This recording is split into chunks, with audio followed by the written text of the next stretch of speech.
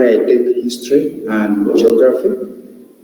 And as a high school teacher, I have come to realize that there are some resources that we require that if we adopt them in the school, then they can actually go a long way to assist in our work and also to assist in the students. Today we will talk about Google Groups, one of the most important resources that we require in a school, and especially on collaboration. The first question that we need to ask ourselves is usually always, why use it in your school? Today I'm going to look at why and who can use it in a school. And secondary and most important, we are going to look at how can someone create one that's a group. We are going to dwell most of our time talking about how we can create one, but we also need to know about why. Now, we have several groups in a school. If we may begin with the school administration, they may want it maybe for communication and also for collaboration between the different groups in the school, and especially in the managerial, like setting up groups for teachers, school departments.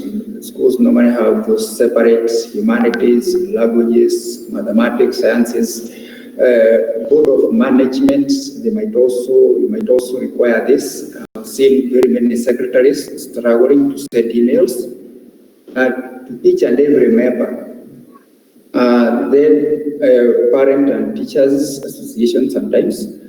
That collaboration group between the teachers and the parents in the school. Again, sometimes to invite members to an event. Let's say you have an event in the school and you want to invite many members. Instead of sending different emails to each and every one of them, if you have a group, you send one email and it goes to all of them. So that's very advantageous, especially when you have many people you want to invite to an event.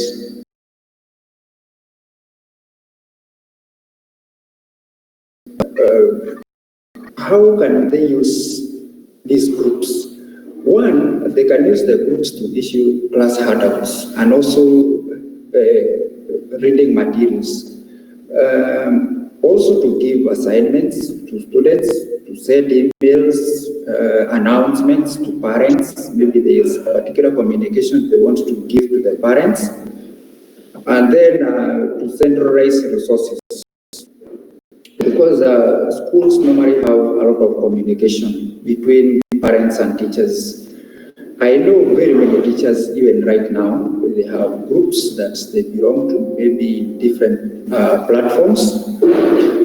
So I'm just going to give them a tool that can actually, they can have centralized communication, and it has a record, so that you don't have members always telling you to repost a particular document and it is official. You can have those documents in one place, communication, and is centralized between the teachers and the parents, and also with your students to give them assignments. You need to communicate with them, and especially at a time like now. The school does not have really to close just because the students are not in school.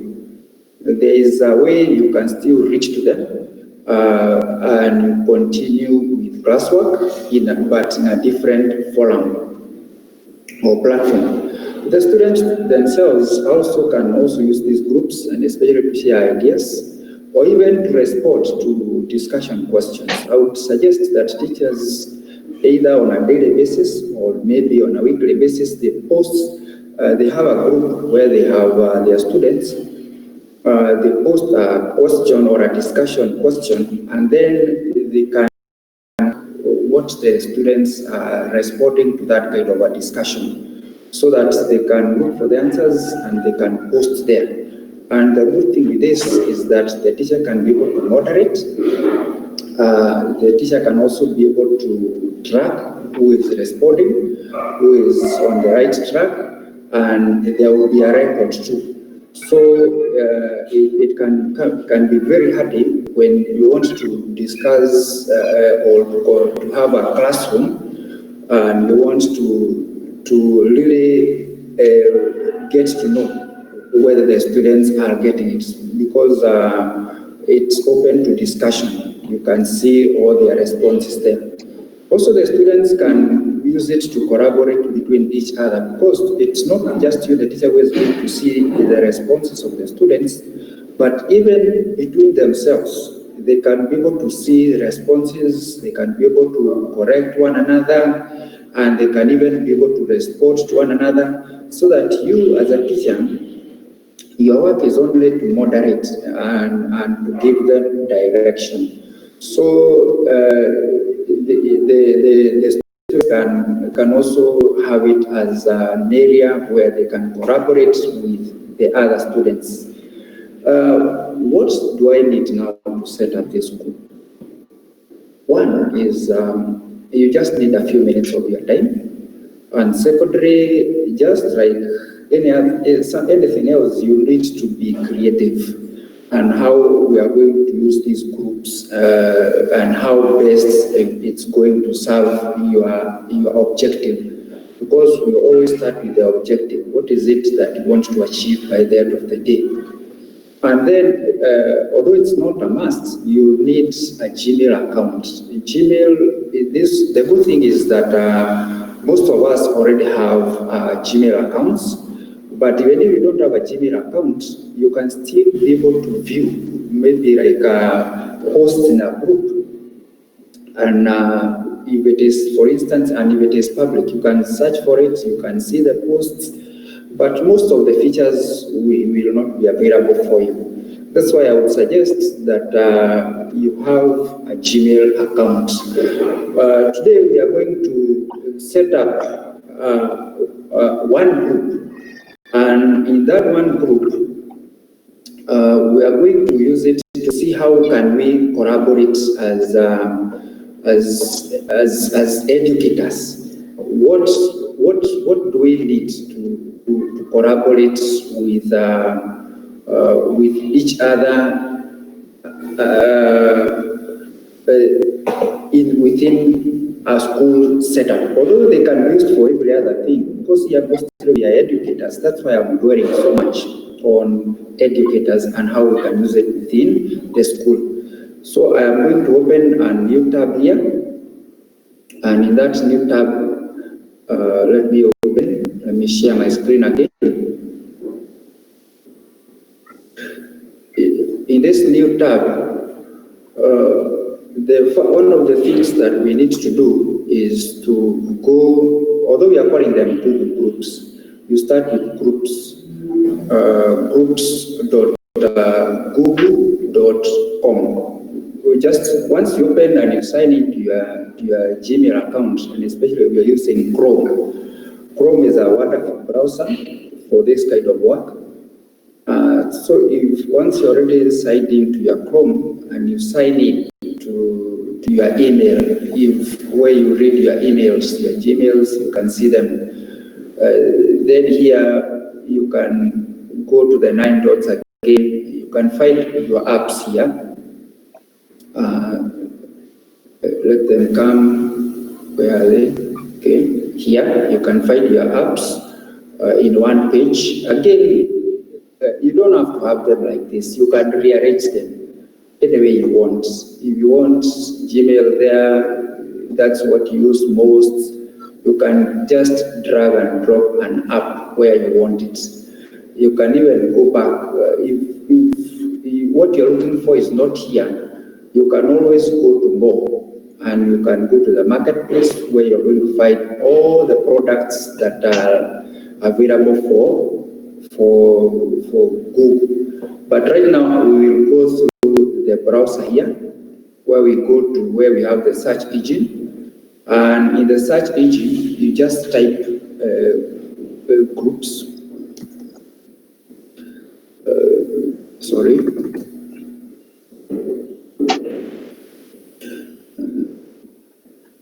Groups, yes, groups.google.com.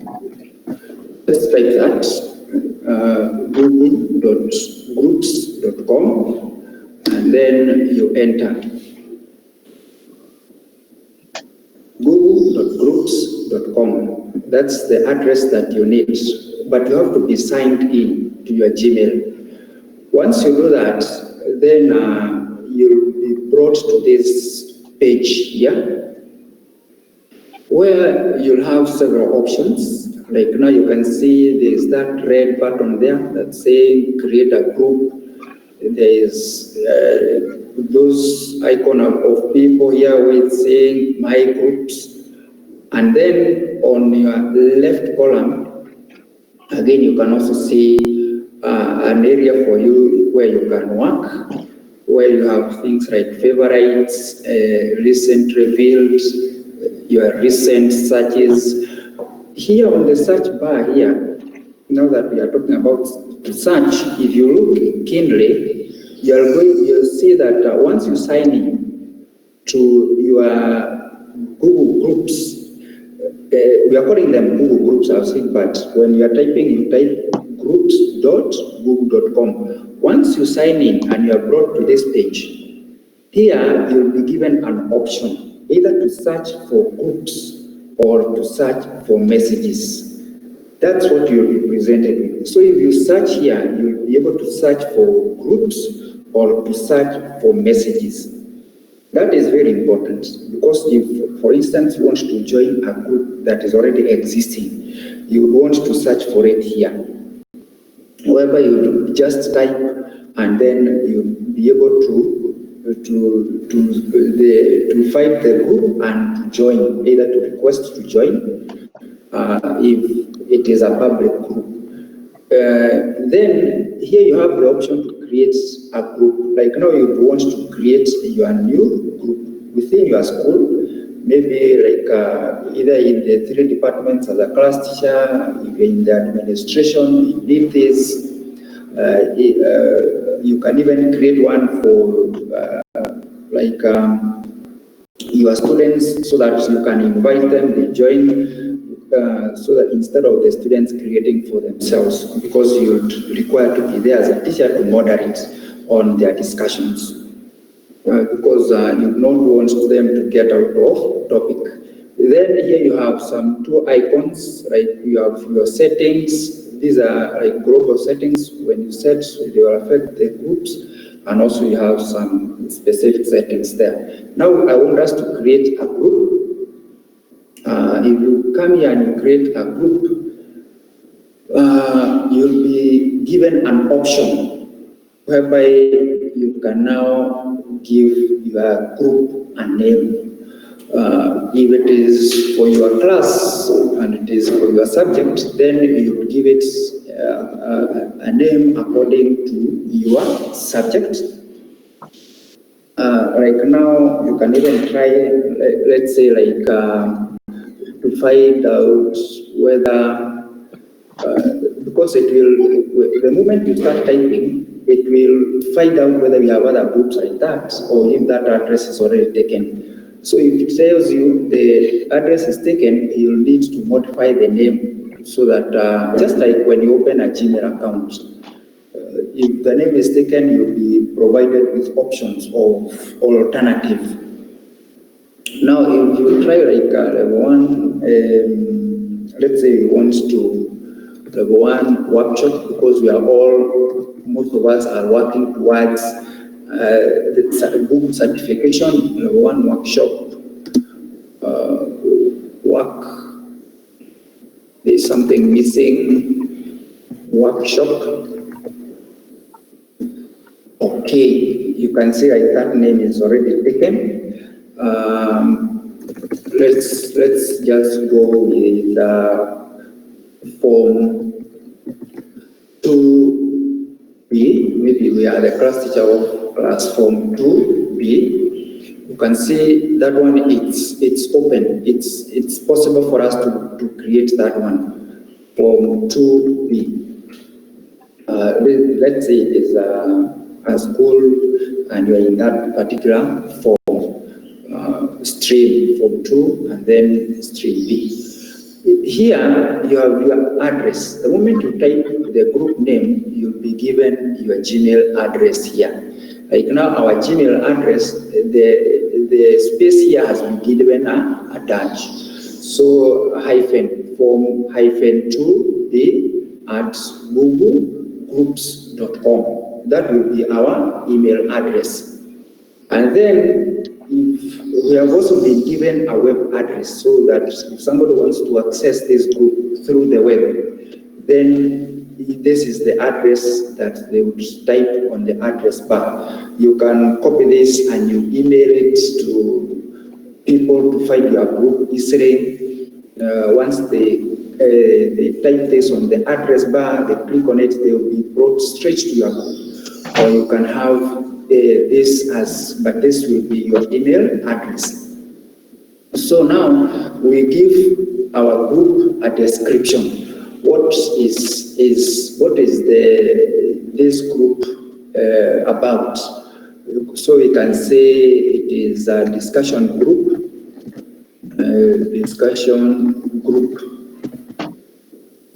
About our class.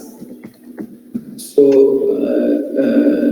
you can, if there is a typo, you can just correct that. Then you have to give it some settings here. The language, for instance, that you want to use. And then the group type. You have several types of groups. Here you can have a group as an email list. And you don't have to remember this about what the group can do, because the description will be given here. Right now, an email list allows users to post from the web or by email. That's like the best kind of group you can have, where you want people to both reach you through email address, through their inbox. We'll see how they can post through composing an email, and the discussion comes to the group.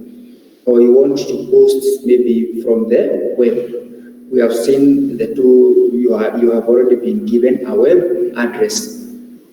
Then there's the basic, the other types of groups you have here is like a web forum, where you have questions, discussion questions. You have seen these forums. There are very many on the web, whereby people can post a particular topic, they discuss, and you can mark a discussion as either closed or still ongoing.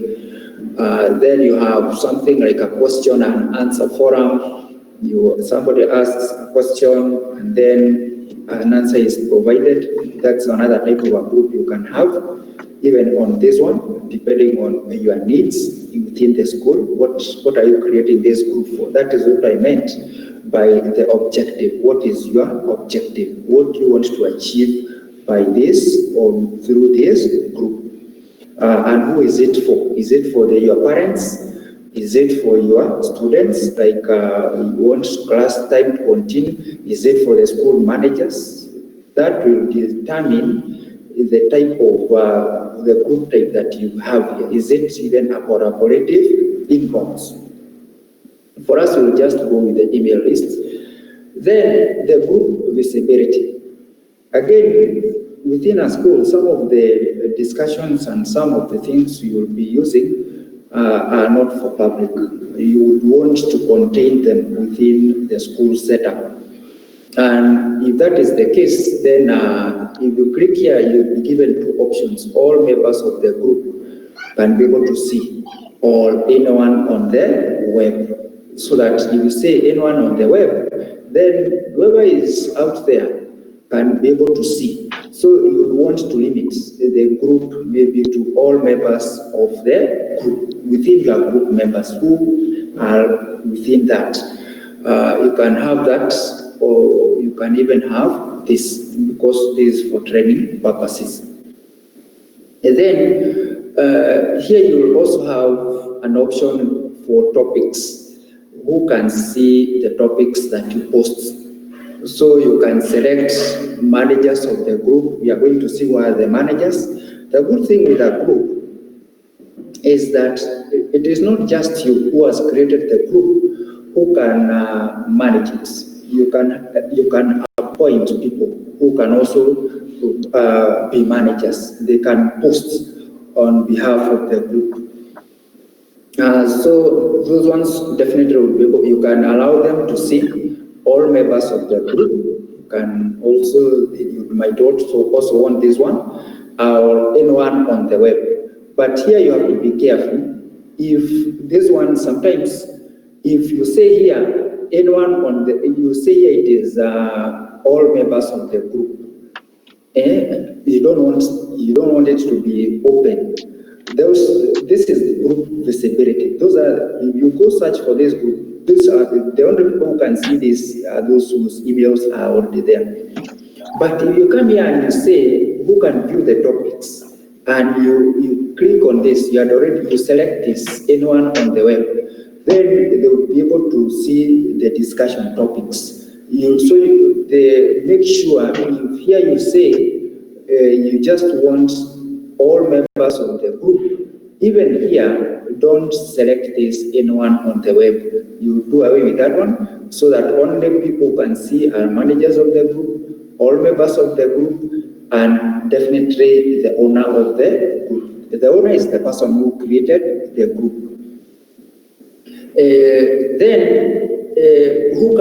Who can join the group? Select who can join. Then anyone on the web, only invited users, or anyone can ask to join. I would leave it at that. Anyone can ask to join.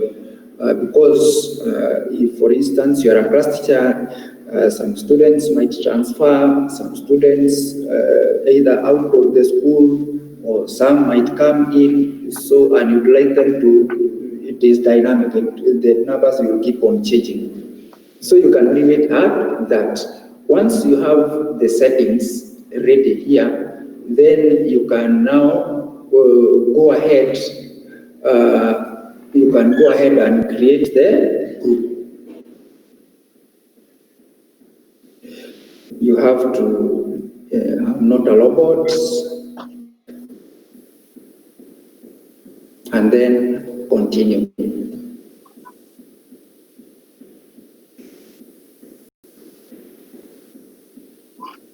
Okay, our group has already been created, and with that we have been given what we would like to start by doing. Do we want to start inviting people to join the group?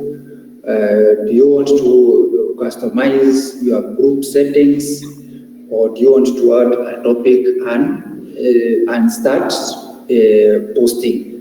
So you can select, or you can just say okay, and then you will go direct to your group, and you can be able to still do this within the group. So this is just like a request. Where would you wish to begin right now? So if you say you say I want to invite people, then you can just click on that, and it will take you straight to this page, whereby it will ask you to type in maybe the email addresses of the people you would like to invite. And once I type this and I post this message, they will get an email requesting them to join the group. So I can, let's say GEG, let's start with that one. GEG Kenya. Have several, so you can add this. It is separated with a comma. I have Ikari address from last time, so I can add her here. Anybody else would like an invitation, and especially if you are using a computer. Let's look at Fred, because he might not be the one there. Yeah, anybody else, you can just unmute yourself, give me your email address, I join you. I request. Steamkune@gmail.com. Sorry? STE Amkune. SPE. STE. STE. Amkune. KUNE @gmail. Okay. At gmail.com. Right. So you can go with that one. Then here we'll have an option to write an invitation message. Welcome to the form 2E plus group. Okay, that's okay. So with that, yes. Linda and Mary wanted to be added. I saw their microphones unmuted. Oh, add them. Linda, you yes, can do your address. Linda Murioki. Linda Murioki. 101. 101. Yes, that's Gmail. Okay. At gmail.com. All right.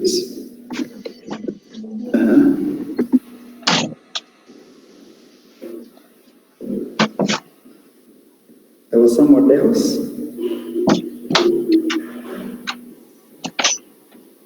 That's it. Mary? Okay. Mary, go ahead and give your address.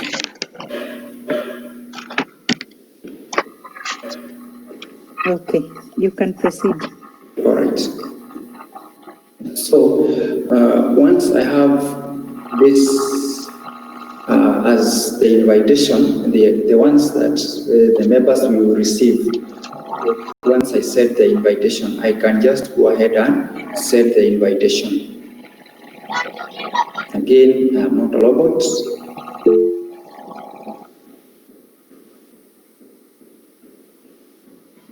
And I continue.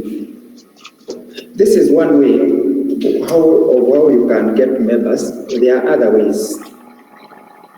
You can even add members directly, or you can even,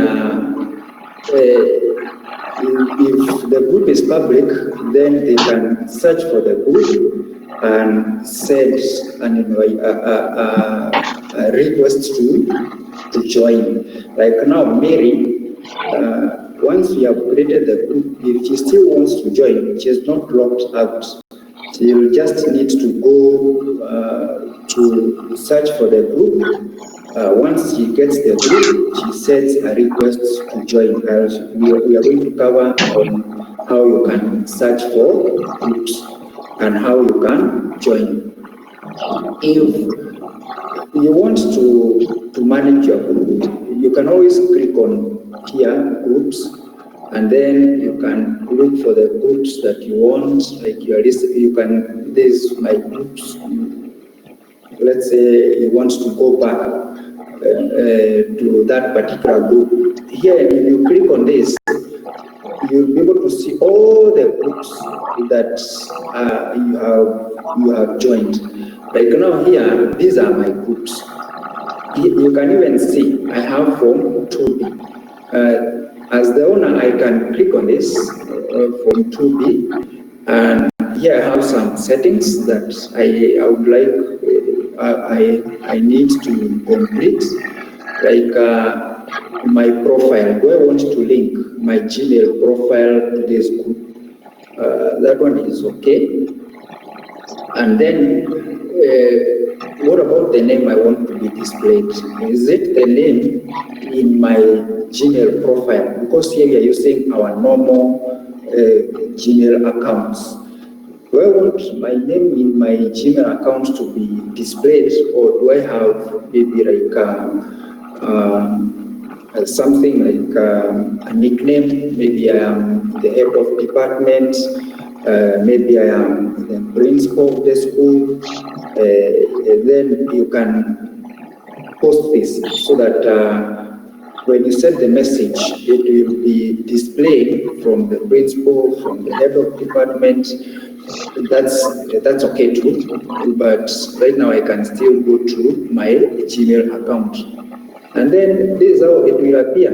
So once I save these changes, then I can now see my group here, Form 2B.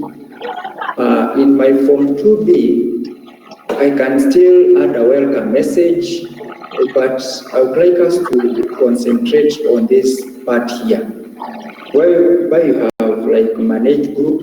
You can also have somewhere you can manage the members. There's somewhere you can see the members, and there's even somewhere you have about all topics. So like right now, because we are in membership, I can come to members, and then I can see Steve Mokune is the only member who I see by join already. He is a member. I don't know what has happened to the rest of our members. Maybe we need to give them time to accept the invitation, or I need to reset.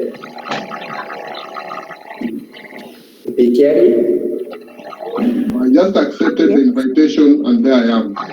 Yes, I can see you are already a member of our group. We still have some members who have not accepted the invitation. My email is missing 2004, the one you have. Oh, the one I have, I sent the invitation. The email you have is incomplete for me. Oh, okay. And then let me see. What about Linda? I've already joined. You have already joined, so I need to refresh this to see.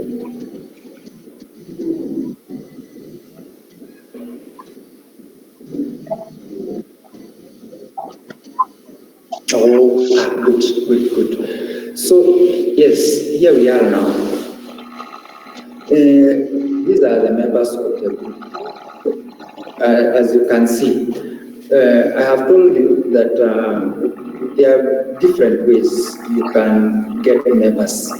One is you can invite members. You can see them from membership here, this column where you have your group from 2B.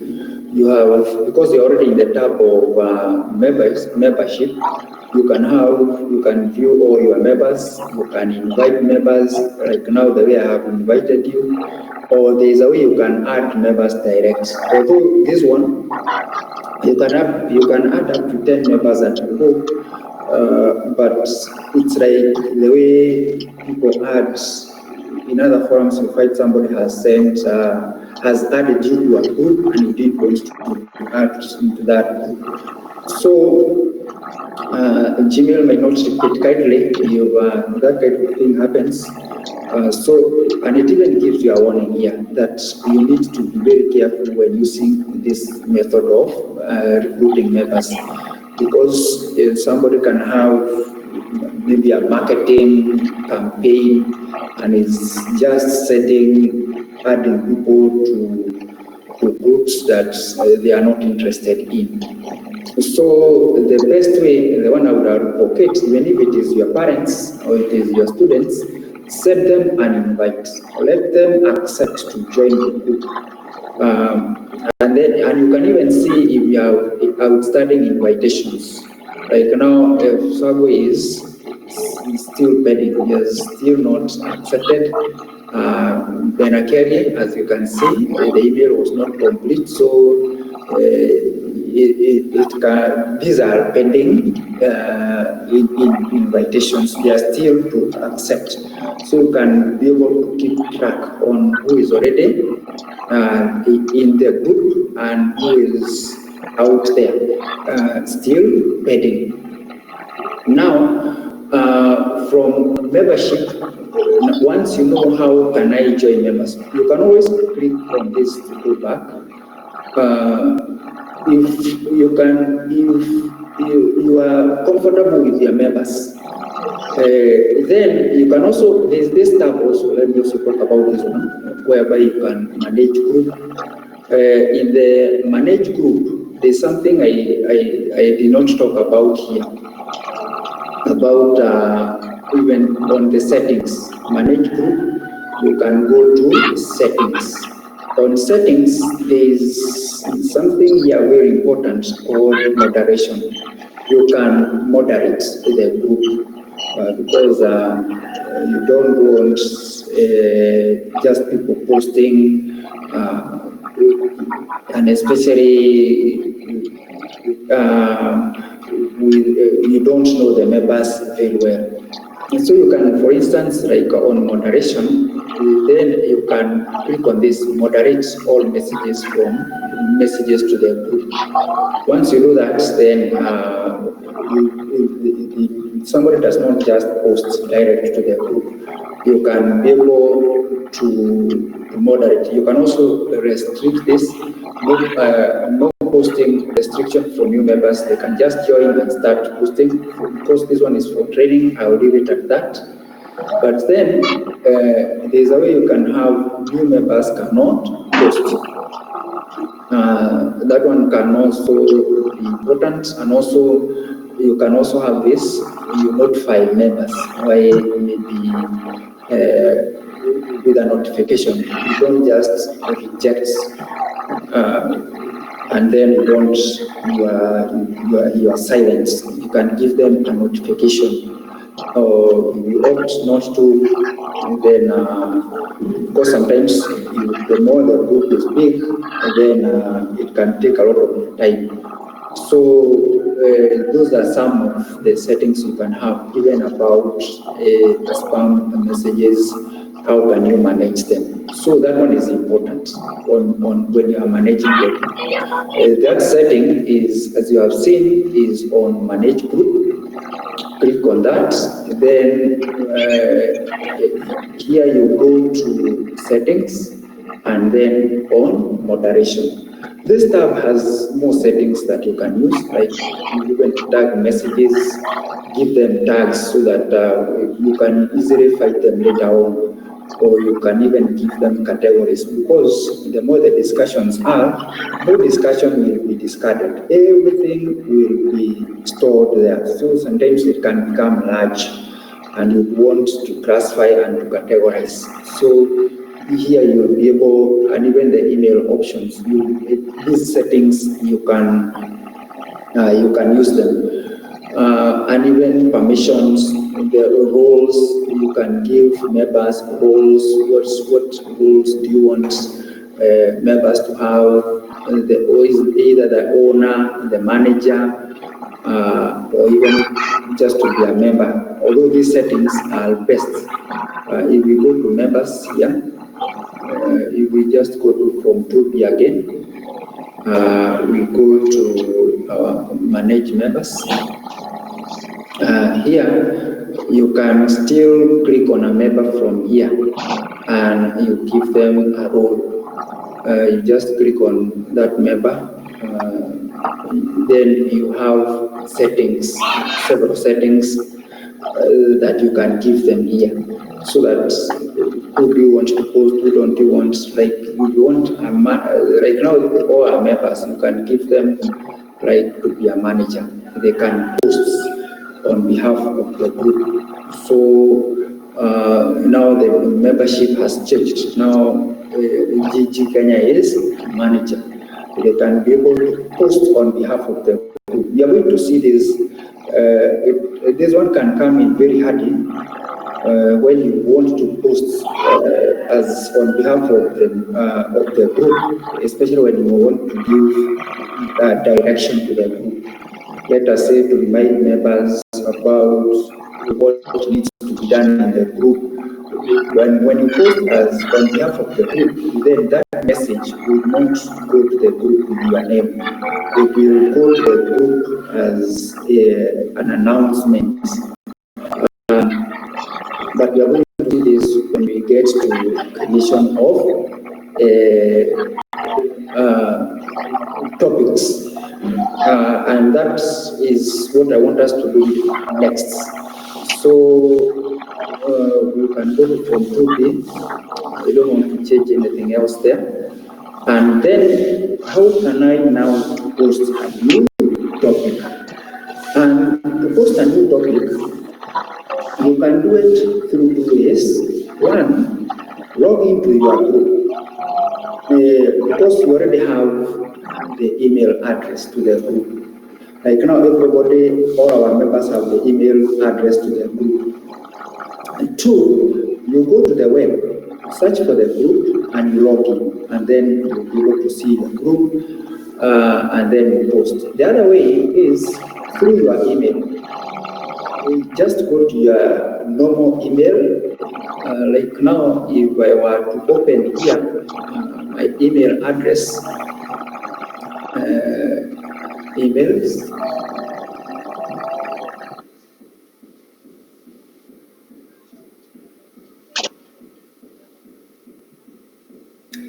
Is opening.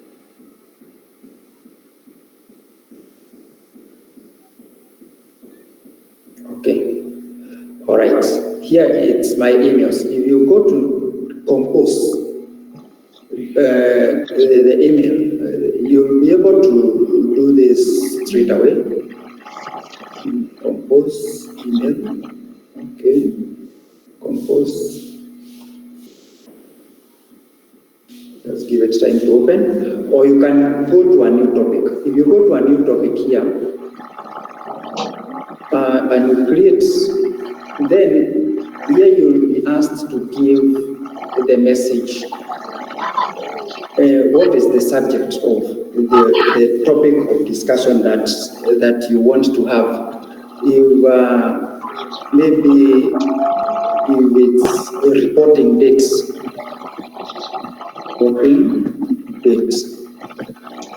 then you can just have that as the topic, and then here you select either do you want to start a discussion or is it an announcement.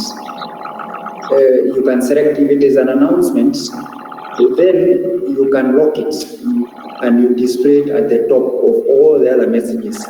Like now here you can say it's an announcement and you display at the top and you lock, so that members cannot be able to respond to that. They will just see it, but they cannot be able to respond to that.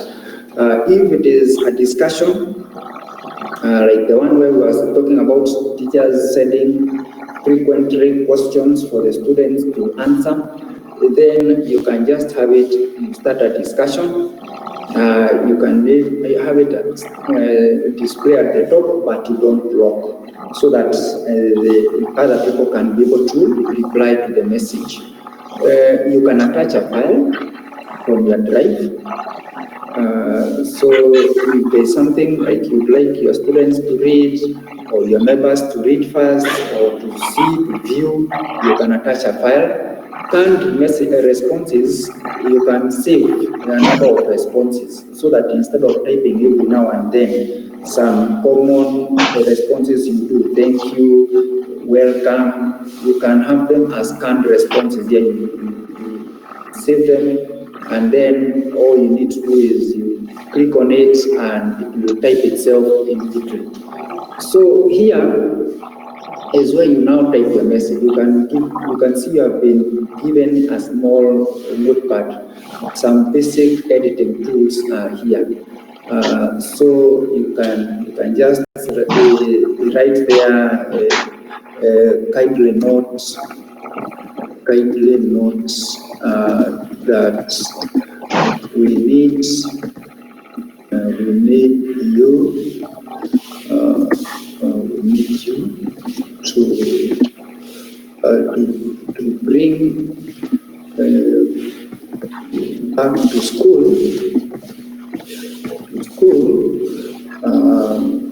maybe like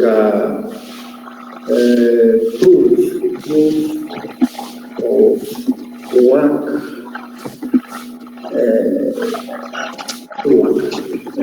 proof of maybe like school work you assignments or there were some things they were doing. If you need help, if you need assistance, any assistance,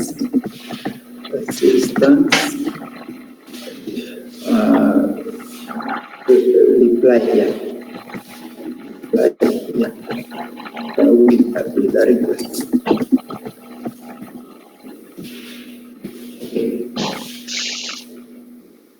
So if you have that one, and then and you are comfortable with the message, you don't want to lock it, but you want it to go at the top so that it is not lost among all the other discussions. You can simply post. And once you post, you can see it has been posted by me. And all people who are members of this group, let's say they are students, they can be colleagues, they can be whatever kind of a group you had already set up, they will get the message. And once they get the message, they can reply to the message. To be able to reply to the message, they can open the message, they can click here, and they will find an option where they can reply, and they will be given the same option for editing the message. So I will allow them this time to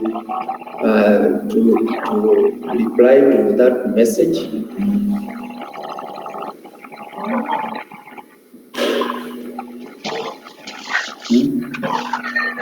Can reply to the message, and as they are replying to the message,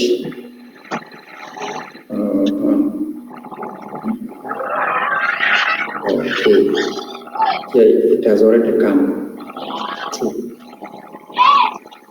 I will show you how you can also set a discussion through an email, your normal email address.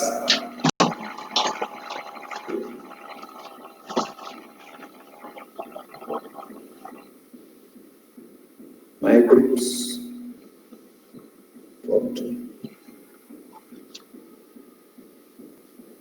Okay. Reporting date is 1. Anybody who has already sent?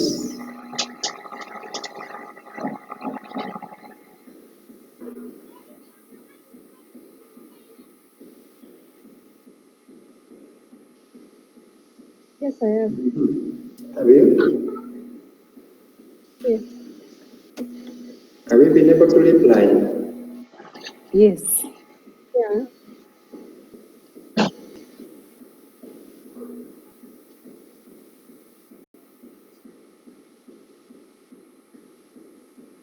Okay. I refresh my messages.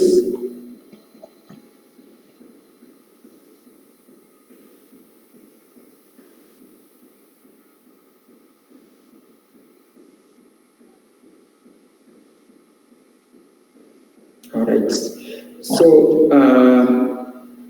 as we wait, we can go back to this.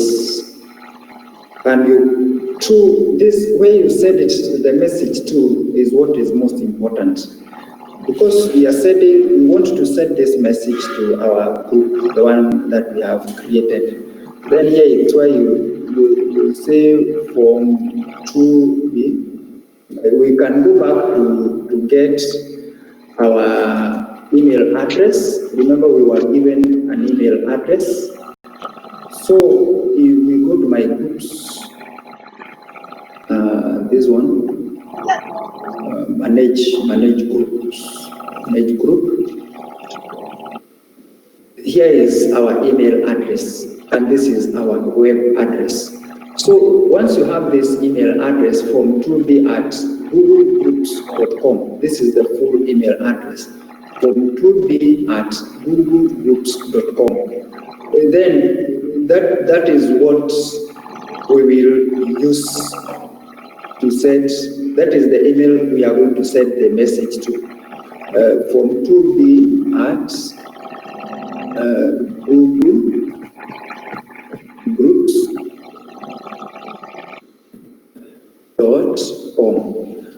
This one one can come in very handy if, for instance, you want to send something to your group members just through your normal working on your email, Gmail inbox.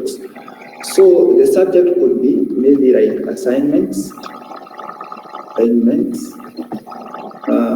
Then here on the subject, you can say kindly notice that assignments for history is due or is overdue. They have delayed in sending, and you just said, just like a normal email address, you said. The moment you said, if you go back to your groups from Toby, and you refresh this,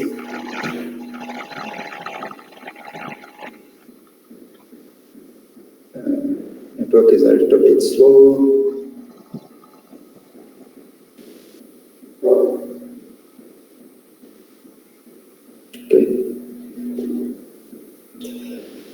Network is a bit slow. My groups, it's taking a bit of time. But the moment you do that, then the message, but have the members got this message? Linda, have you got the message? Yes, I have. Okay. What about the second one? About assignments? Yes, It has I also have. come.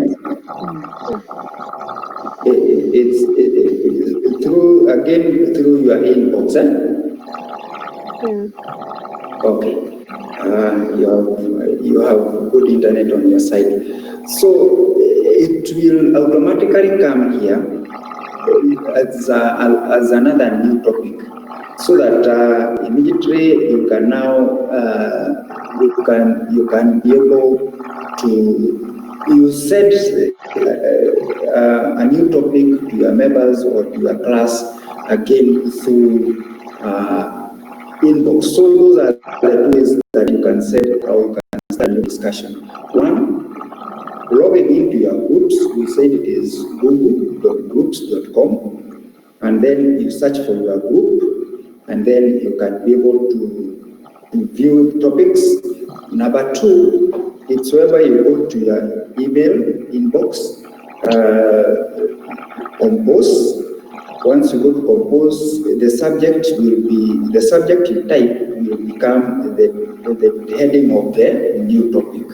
And then from there, the content, the message content becomes the body, so that if they read here, this will be the content. And just like our normal emails, if you expand this and you click on this star, then the message becomes a favorite. It can be very handy when you want to find this message quickly.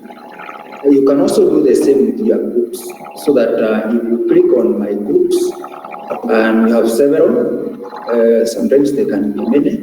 There is also this star next to your group. You can again click on it to make that your favorite.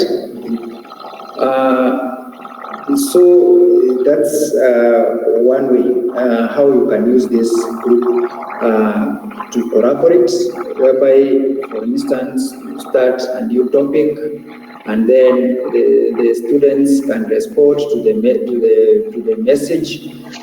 Here you have, if you want to embed, for instance, your group on a website. You can have this embed, then you can also start conversations from there. If not, type google.groups.com, google.com, then post, search your group and then also post your message from there.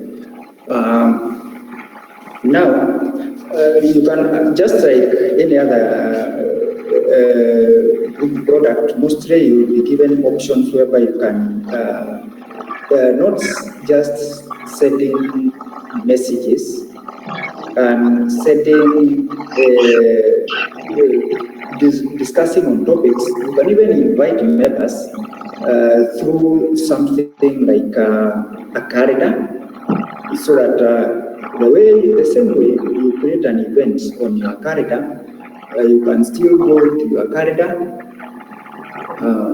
Let us say this is, we are already signed in. You go to your calendar. Once you go to your calendar, you create an event in the normal way that you create events. So if it is like for this date, let's double click, you add the events assignments.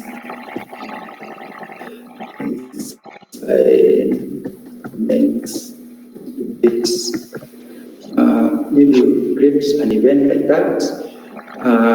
Location, the same way you create events.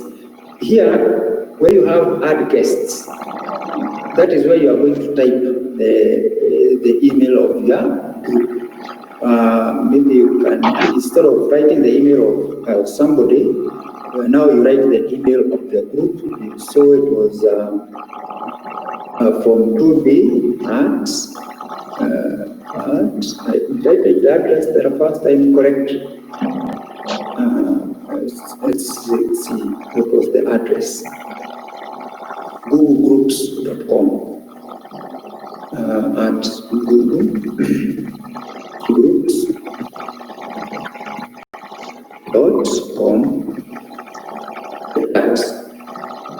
And so we create the event, we can save it. You save this, the events. If you want to set, yes, you can set. Again, members can be able to get the invitation through their calendar. Messages, adding messages. Do you have any adding messages? No adding messages. Okay. So that's the other way. And not just that, even documents. If you want to share documents like from your drive and you have created a document that you want to share with the group members, although you have a way to attach the documents from within the message when you are creating a new topic. Apart from that, apart from where you have, let's go back, new topic. Apart from you being able to attach a file from here, you can also go to open the document where you have that share tab. Then if you click on the email address you give, if you give the email address of your group, then automatically members of your group will also be able to get the message. And maybe lastly, you can talk about subscriptions. On subscriptions, you can look at, we have already seen on how you can make a group as your favorite. That's important because sometimes you might have very important communication from that particular group. So you can click on the star. Again, don't forget about these two. Here you can have all your groups. Here you can have just my groups. So like this one, we have already marked it as our favorite. That's important because it means you can easily find that group again. This is one way of you can manage your subscriptions. Also, you can approve or you can block new posts. Again, we have already seen that, how you can approve posts and also how you can block some posts. because sometimes some posts can be disruptive. And again, we have also seen on how you can organize posts. It's also important how you can organize posts using tags and also using categories. If you remember well what we said about that, you can go to your group, click on your group here from 2B. Here you can manage members, here you can manage the group. Don't forget to click on manage the group, and then because sometimes a group communications can become big very quickly. So always manage using that and then go to settings. But once you are within the group, let us say right here we are within the group, there is something I also want you to notice. Here, you no longer have the option to search for groups. Here you only have the option to search for messages now. Because you're already within the group of Form 2B. So you cannot search for other groups, you can only search for messages. If there's a particular message you want, then you can search for it here. If you want to search for groups, then you have to be outside the Form 2B group, the group that we had already created. If, for instance, you click on groups here, then you'll be able to search for more groups that maybe you want to join. But once you are already in my groups and you have selected a group, then from 2B, then you are only given the option to search for messages. If you have not started a message, then you can use this search box here. But if you had started a message, then you can go to your favorite messages. So those are the two the ways you can use a group and how you can use it within a school setup. And I think with that one, I would allow this time we can have some questions so that we can tackle them. Thank you. Questions that you might have about groups or an input you have about groups, because what I have covered are like some basics. There are more. Depending on what you want to do with the group, then you can ask a question maybe from that line, and then we'll see how you can do it. Thank you very much, Mr. Njogu, this far. There is already a question in the chat. Stephen is asking, is it possible to share a video or give an online assessment that will come to my account? Okay. You want to have an assessment that goes to their email accounts direct.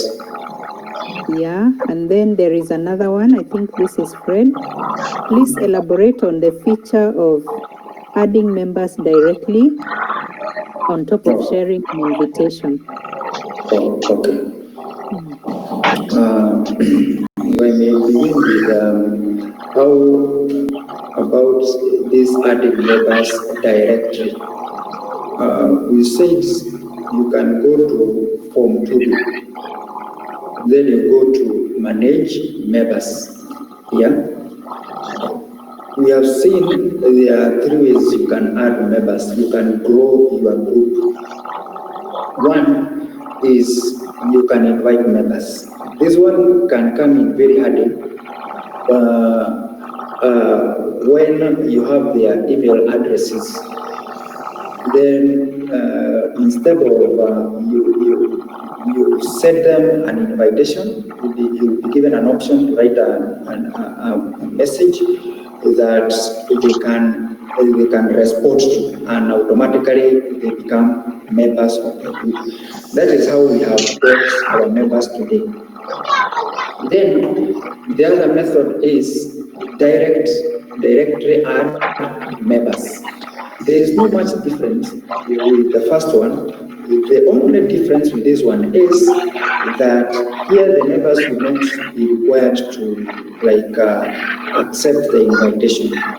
So it's like once you send them this message, there are some settings for members that they normally have. For instance, these settings, if you send an invitation to members, they can select these settings. How do they want to receive the emails? Do they want each and every communication that they receive an email? That's kind of a setting can be a problem, because you might end up having so many emails, because every post you'll be getting emails, so you can have those subscriptions here. Directly adding members means whatever you set for them is what is going to be, and they will not have that option of accepting, but it's like many members might not want to be invited to a group through this, because it's like you are not giving them any option. So for me, and maybe that's, and again, as I said, you have an option of about 10 setting at a group. But again, what I'm saying, you have given some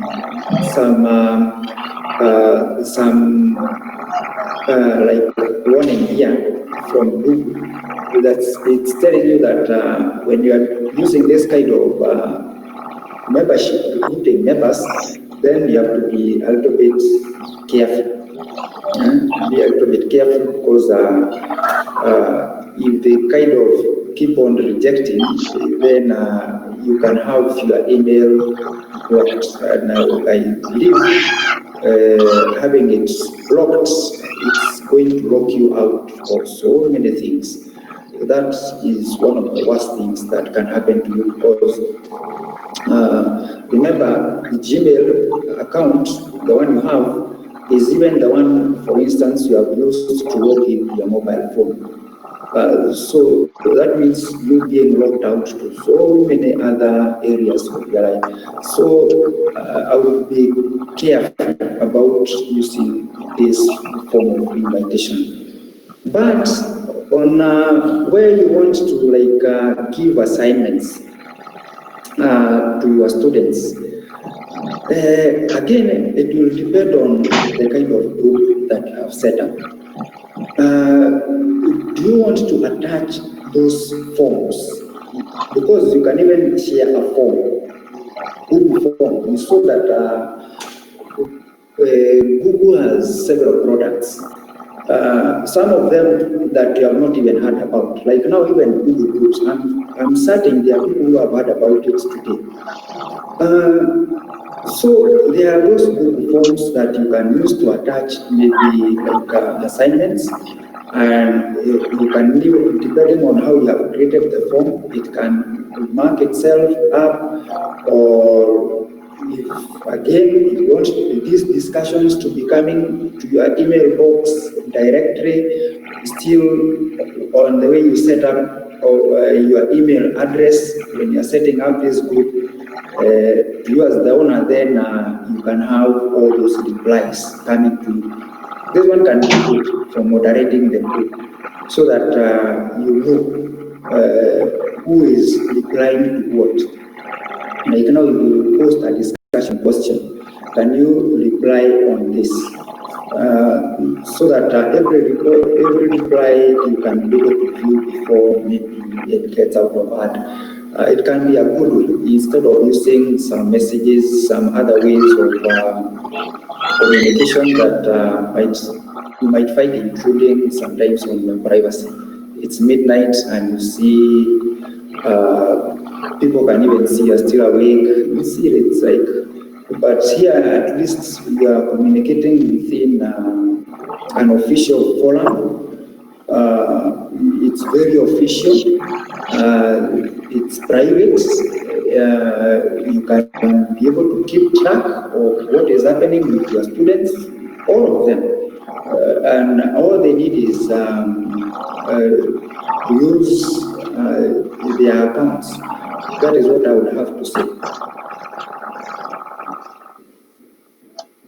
Okay, thank you very much. There is yet another question on the chat. Yes. And Mary is asking, kindly elaborate on how you can correct the email address if you make a mistake when you're creating the group, or do you have to resend the invitation afresh? And then Fred has written something there. If you make a mistake in sending the email, maybe a typo error, you simply resend the email. Okay. I don't know whether you will have something else to add there. Okay, that's how I would also do it. You just resend the invite because once you are in the group here and want to see your members and even manage your members, you can even see who is you can, let's say, here we have about 4 members. Let's go back a little bit. Members. Okay, yes, I can see them here. Like now for you, it is not here. So the best way I would do it is I go back to setting the invitation. Reset with the correct invite, and then the previous one you can just delete it. By the way, I have not even talked about deleting. How do you even delete a conversation? Maybe you had conversations going, there are some that you don't want. How can you delete some? It's if you open like this conversation here, is this arrow here that gives you more actions, whereby you can use even to delete the posts. Even for members, you can remove them to the group. You can also add by setting another invite. And once you delete a member, they cannot be able to view the conversations again in the group. But once a member comes in to the group and there were already other conversations going in, all those conversations will be available for the members. So it's not like you have to keep on reposting the same thing for new members. That's another good thing about this group. Okay. Okay, thank you once more. Now, I have a question myself. Yes. Let's say you have posted something and people are contributing, and somebody sent a post that you don't think is appropriate. Yes. You, as the group owner, can you delete just that particular post? Yes. And let the rest of it, the rest of the train remain?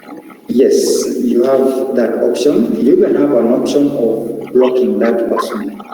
If the person is disruptive so much, you can block so that they cannot be able to post anymore.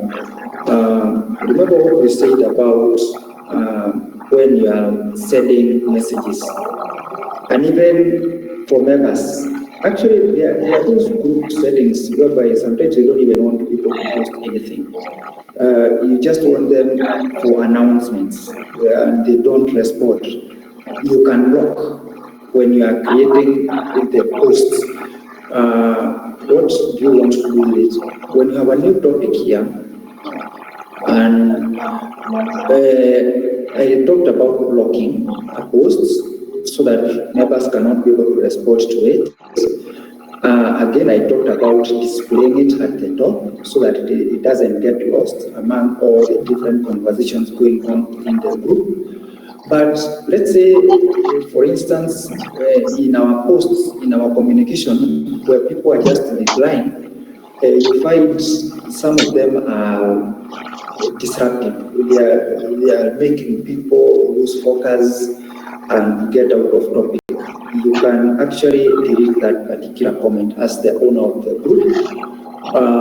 But as a member can only maybe bring it to the owner or maybe to the manager, because I would suggest when you have this, you set up your group, you have managers so that people who can post on their behalf and they can be able also to assist in moderation of the group, because depending on what is being discussed, then the emails can become a lot. But you can group them so that they come together in batches of 25. You read what you find is distracting, you remove. If a member persists, you can block.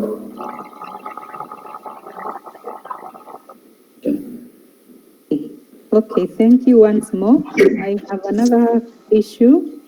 Yes. Where, for example, the emails that you send, Linda, GEG Kenya, etc. Yes. They came as if they were from your email account.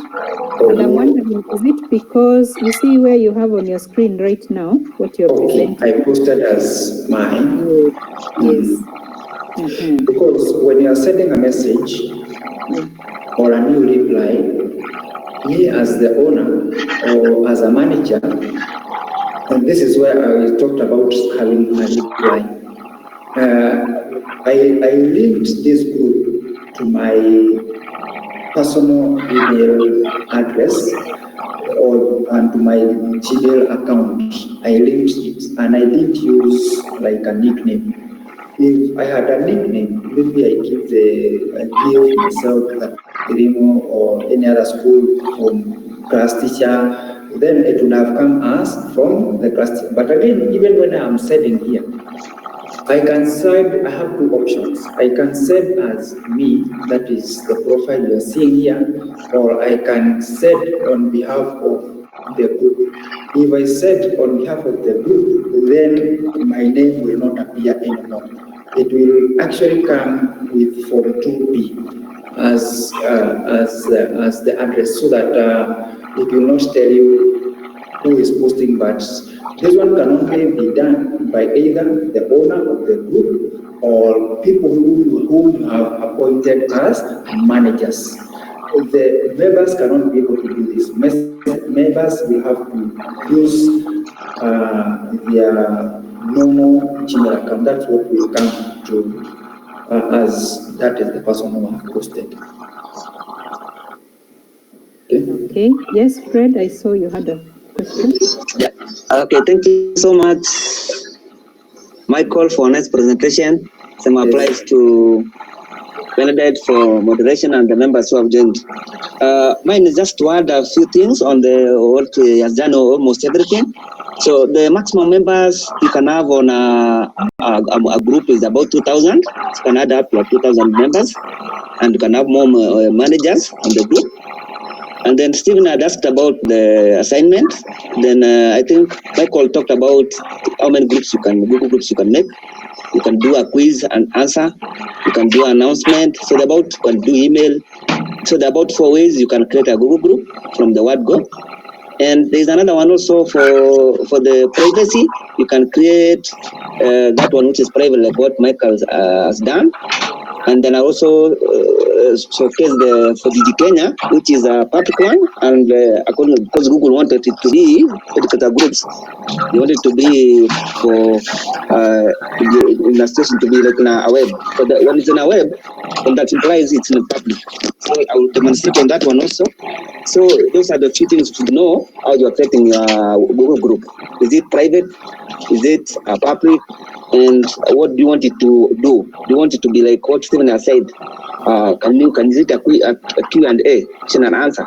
Is it for announcements like Michael said, so that nobody has to an option, like the way you do in WhatsApp, you can broadcast, just broadcasting, and then also the ethics of adding, and that's one I'm so good about it, because if you do the direct addition, Google will ban that group or delete it, and the manager himself, the creator, can do all the things but the manager cannot delete the group. So they can do all what the creator of the group has done, but they cannot delete the group. So let me go and showcase something about GEG Kenya, just because Michael have done everything he wanted.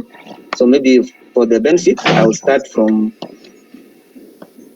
I don't know, I have to share my screen first. Yeah, maybe Michael. Michael should, yeah. Okay, great. Okay, thank you. Thank you so much.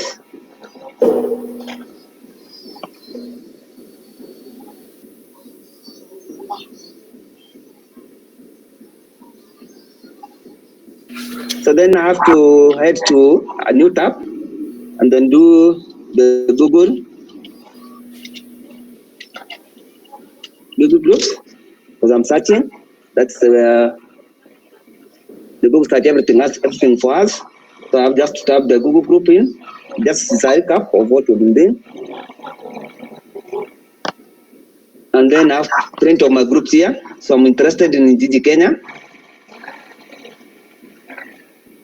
So GEG Kenya, if you look at the website here, here is the website. This is a public one and it's web-based. So maybe I can check out, we have a lot of members here. Michael talked everything about rocking, the message, that not be this. So I'll just add to manage members and then see, of course you have members here. So I'll not do this one, then I'll just have to check on maybe on the roles. Let me check on the roles here.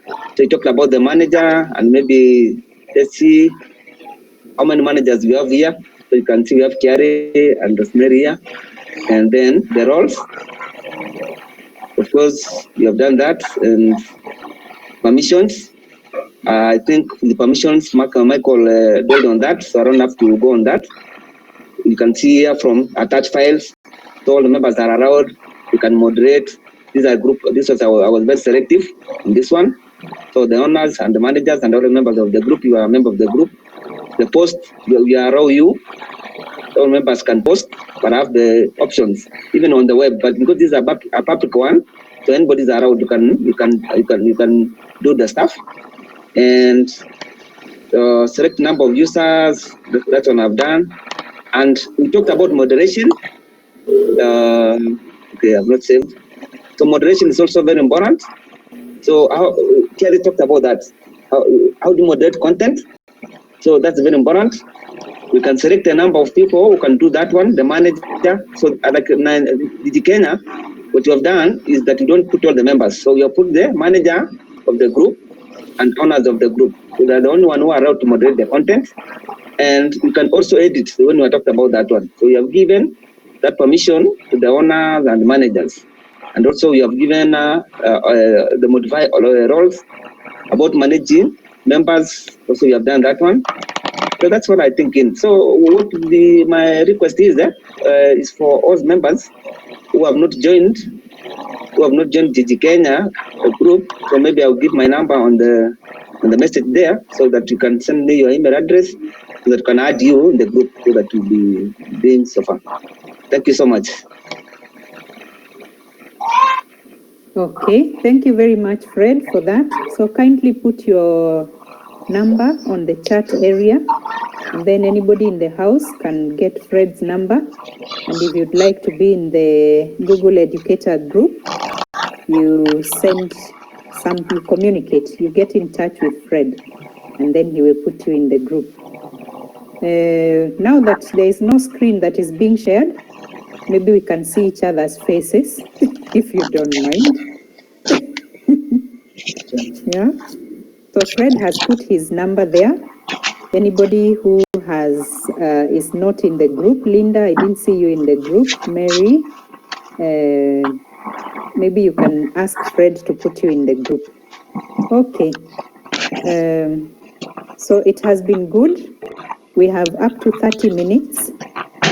So anybody with a question is still free to ask. Anybody with a contribution to make is also free to do so, because we still have some time. Otherwise, Michael has done a great job. And as you can see, we are doing justice to these Google products, one by one, slowly by slowly. They say if you really want to learn something, teach it. You will never forget.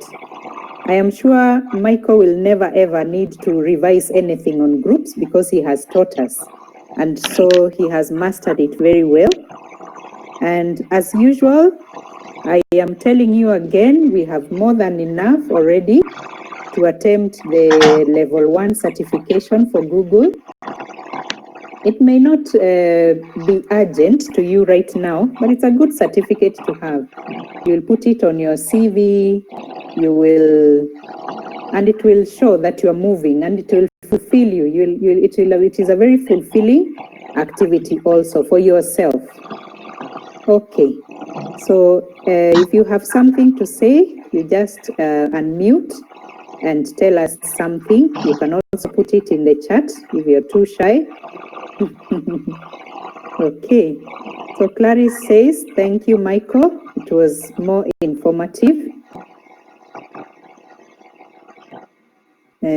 Samuel says, thumbs up, Michael. Samuel, you haven't said anything since you came in. Maybe you can tell us something.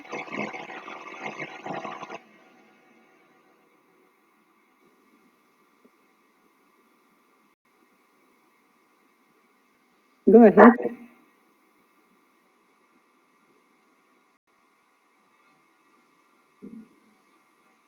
Yes, Samuel. Okay. Judy? Judy, would you like to say something? Okay. Mary, it's your first time to attend. Yeah, it was great. I enjoyed. I've been lagging in joining, but I think now I'll move on with you people. Thank you. Great. Thank you, Mary. So the message will usually come.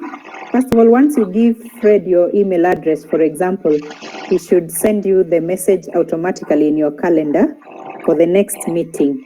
Usually it will be the topic of the day, something small about it. And then, of course, you see, as an educator, you will definitely be interested in it. And since in COVID-19, we are mostly at home, I think we will have the time to join and learn one thing or the other. Even if it is something you have heard about, you always learn. You will be surprised at how, this tech world moves very fast. And so there will always be something new that someone can learn. So the messages are flowing in. Thank you, Michael. It was informative. Samuel, thumbs up. Michael, Stephen. How do I get the level 1 certificate? Okay, Stephen, maybe there's a session you missed on Google certification. So what you do, just type in your browser, Chrome, yeah? You type in Teacher Center, Google Teacher Center. And then from there, there are so many resources. Anyone else who is interested can also do the same. There are very many resources there, and one of them is certification.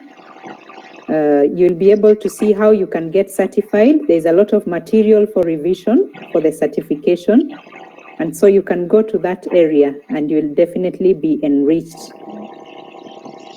But if you have more questions, feel free. You can get in touch with me also. I have done level 1 and level 2, and I can give you my experience. Okay, I can put my number there. Let me just type it in.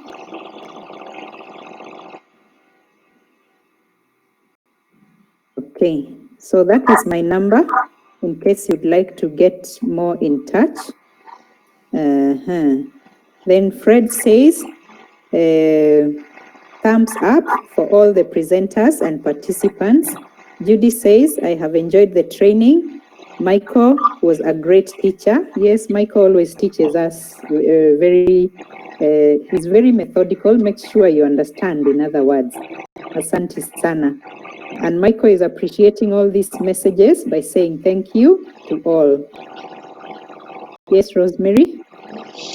Good evening, members. I have really enjoyed the session, and I've seen that there are various ways in setting up a group.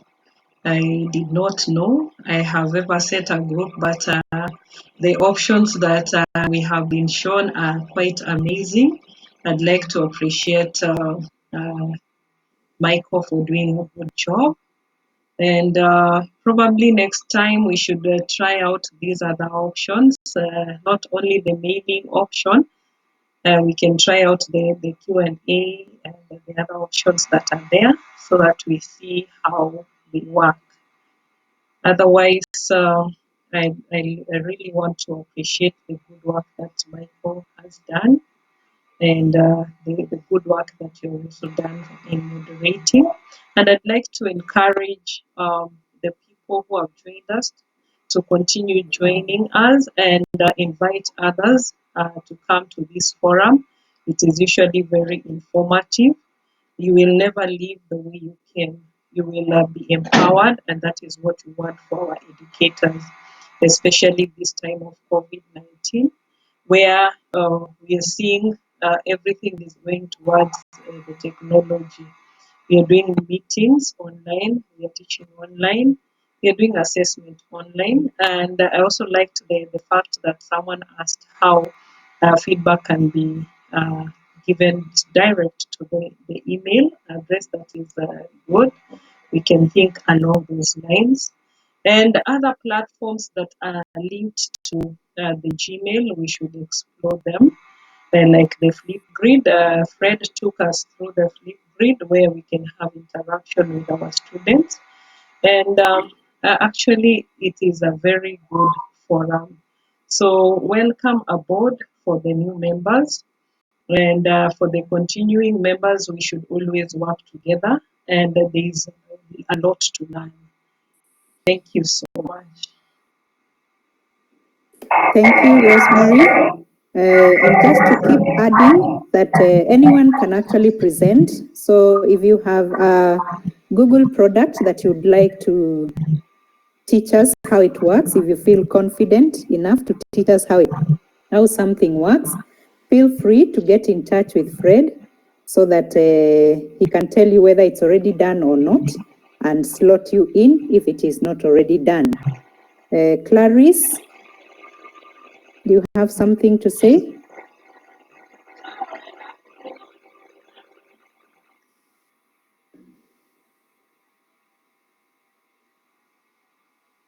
Okay, what I would want to say that the session was very informative, and what we'll just do is just to put into practice what Michael has taught us, how to create the Google groups, also how to be in a position to navigate through it. It has always been, okay, we have been creating them, but you find that there are many things that we didn't really know, like how managers, permission, there are many things that I've learned.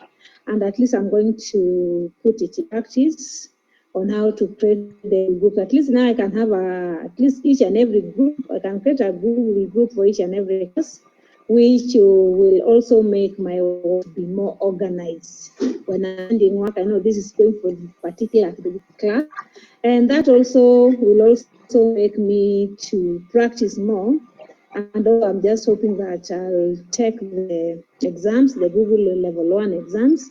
So when we practice as we practice on these tools, when people present and then put it into practice, I believe everything will be okay. Thank you very much. Thank you very much, Michael. So much humble with that informative presentation. Otherwise, thank you, the participants. And just to echo what Rosie has said, we welcome each and we welcome all of you to be in a position to join us. And if you have missed the session, I will also say you have not lost much. Just go to YouTube and subscribe to GEG Kenya. You'll find us there with all that we're presenting, and you'll just tap with us. Otherwise, thank you so much, Madam Kiarie. You are also doing a very good job in moderating. Thank you. Okay, thank you, Clarice. Okay, so now, yes, Rosemary, you have something to say? Yes, I wanted Fred to elaborate on where people can get the resources that we have been talking about, the videos that we have already done. And Clarice has tackled the YouTube. Probably Fred can echo the others, or you can type in the chat so that people know where to get the resources of the work that we have already done. Fred is our GEG leader and is organizing us. So, Fred, kindly, maybe you can do a summary of what we have already covered and where to get the resources for those who are joining us. Okay. So, Fred, I think you have heard. Maybe you can respond to that. Okay. Thank you so much for the update. I think Clarice has talked about when you sign up to our GEG Kenya, that is our blog, and you have your YouTube, both of them. So there's a reason why we do a blog and YouTube, because with the blog we embed so that when you are, maybe for example, you are facilitating to you don't have a situation where you need to advertisement. We avoid the advertisement in YouTube. So when you follow our blog, you can get the most recent, what we have done, the recent, so they are connected. So it's the option. If you want to access the resources on blog, that will be okay. We'll do the blogging later. That will be another session for us. So you can follow the blog and get all what you have done so far. And option 2, you can also do you follow us the way Carlos has said. We are farmed. You when you follow us and subscribe, you can't miss any session. So what happens is that if you miss, for example, those who missed a session for today, if you have subscribed, the moment we upload or we share, so it just comes straight to inbox. So the idea is for us to maybe to get the video. But usually what we do, if all those members who will come to GEG Kenya today, I will add those who are not there. So we usually share in WhatsApp, we share in Telegram, we also share in the Go groups. So you can't miss. So if you are a member in any forum, you can't miss. If you're in WhatsApp, you're in Telegram, and you're in our Go groups, then what happens is that you cannot miss our events. So normally we share 2 of them, the blog and the blog and the YouTube channel. So if you subscribe, both of them, you can't miss on our update. And then what happens is that there's a follow-up. They can just show you, like if in a blog, they'll show you this is the most recent, this is the most popular, blah, blah, and even for the YouTube. So to add on that, those new members, I will add both of them in our GEG Kenya Google group and classroom. So what we're trying to do is that we're going to get most of us in classroom, so that when we share, like for example, the invite for meetings, we just share straight to the classroom. So you can share in the Google Calendar and the Google Classroom. So if you miss in the Google Calendar, definitely you will find it in the Google Classroom. So that's what you shall see. So sometimes you get two invites for calendar. And the good thing about the calendar, what Bernadette said, you can invite others. So when you share with the Google, for example, the Google Calendar, it's not yet inclusive, it's exclusive.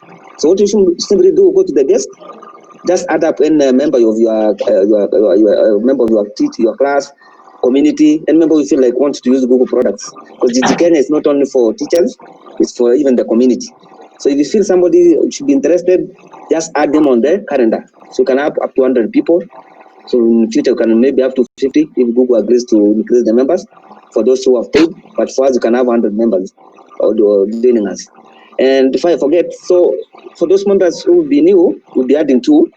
We'll be adding the for you in GEG Kenya Google group, and also at the same time, we'll be adding you in the Google Classroom. So expect 2 invites.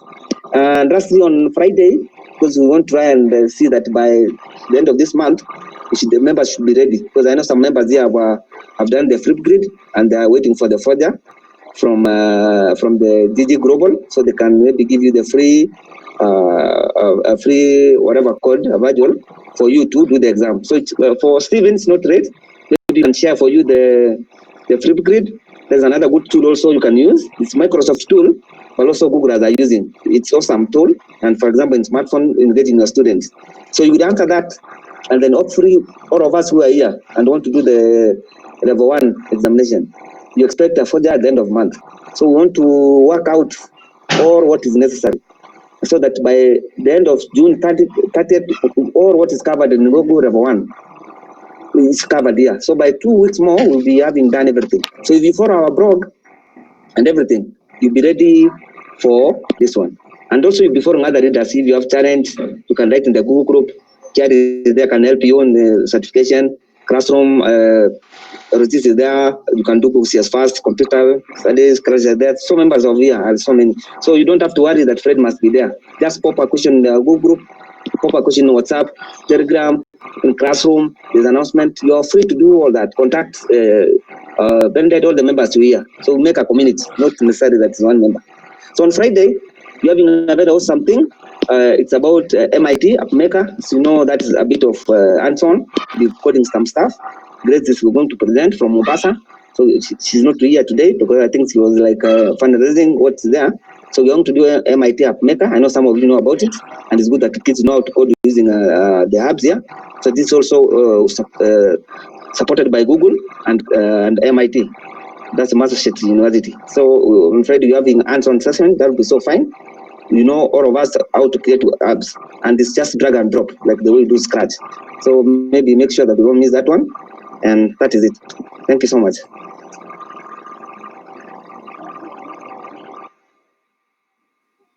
Thank you very much, Fred. And of course, after Fred has spoken, I think he has concluded the meeting, yeah? So I just want to thank everybody for attending, for finding the time. It's not easy to get 2 hours in a day to sit down and listen, but I believe we have learned a lot and we are going to practice. I think Google Groups are great. It's a great administrative tool at work, at the work environment, yeah?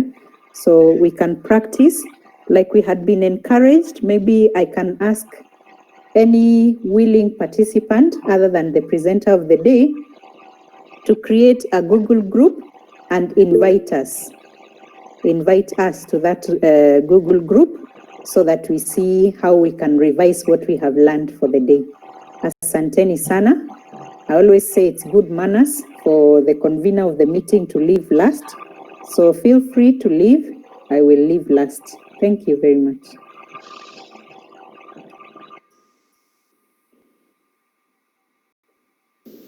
Asante. Welcome.